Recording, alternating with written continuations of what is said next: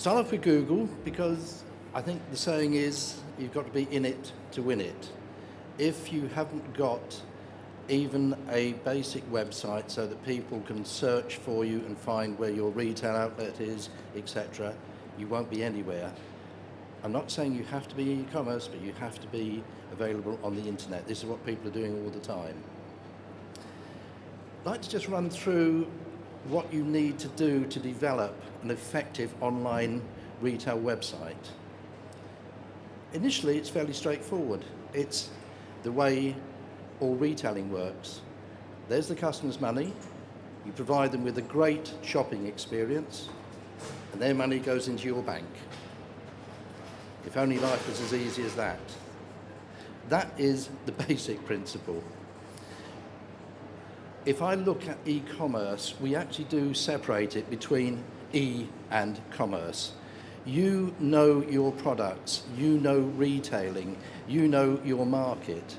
You need to work with a partner that knows the e part of commerce. You need a partner to work with you to make your site bring you in the sales and the profit that you deserve.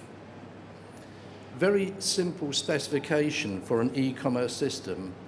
It has to be easy for you to administer. Obviously, it has to be easy for customers to buy from you. But even more important in the e-commerce landscape, it has to keep up with all the rapid changes. That is key to bringing in profit on a regular and ongoing basis. You have to keep your site up to date today, tomorrow, the day after. I think you all know where I'm going with this. The day after that, all the time your site must be up to date. You cannot treat your e-commerce site as I've ticked the box, I've got an e-commerce site. It does need and demand a lot of hard work. You need a partner that works with you, as I said. Even Tesco's, as big as they are, and who did start off with an e-commerce site run by themselves, have gone to a partner who will make sure that their site is up to date and is continuing to grow and bring money in for them. One of the decisions you've got to make on your e-commerce site is who is going to do what. Because your e-commerce site will not only bring you e-commerce, but it will also bring you telephone sales, it will bring you inquiries, and it will bring more visits to your store. Who are you going to get to look after the sales? Who are you going to look after the telephone? Who is going to look after the logistics for you? You need a budget. It's very easy to get involved in e-commerce and the budget runs away. You need a budget in your mind, and you will tell your partner what that budget is. You need control.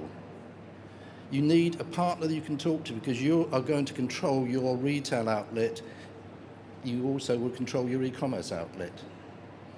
So the planning will start with your control. In other words, can I control what's going on with my site, what's happening with my site, what my budget is, what resources I've got to make sure I bring the business in, and more importantly, at the beginning, what my timescale is.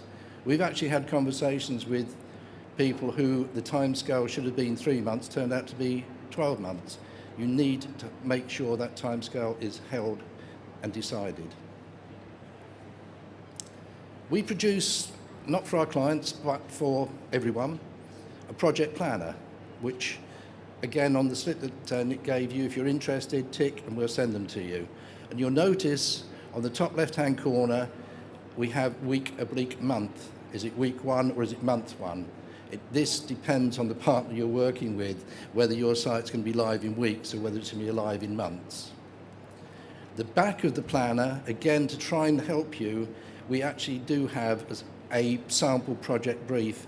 So when you're talking to your potential partner, you can tell them this is the type of brief I want you to work with. And we give the 10-point checklist to make sure things like, have you organised your SagePay account? Have you organised an internet merchant account? Do I need to talk to people like Swan because I want to integrate the stock control system so I'm not selling products online that I haven't got in my shop? So really, it boils down to 3 P's and a D. The product. Obviously, from my point of view, I've been saying you need stuff that people want to buy. That's your expertise, you know that. You need to know who your target audience is. Again, because you're already in retailing or because you're in the market, you'll look at the demographics. Who am I aiming for?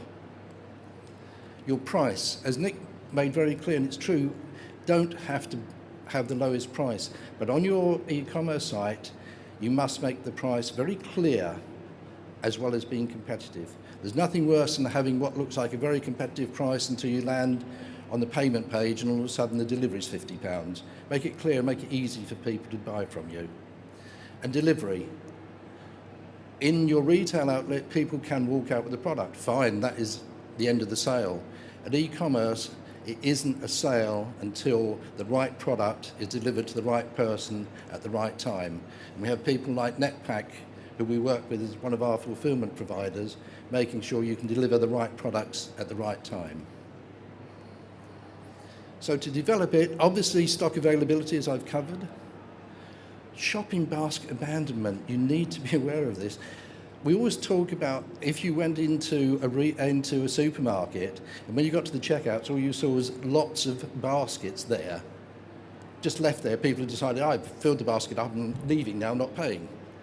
This will happen on your e-commerce site if you're not watching what's going on. You need to be checking, are people leaving before they buy? And if they are, how do I contact them to invite them back again?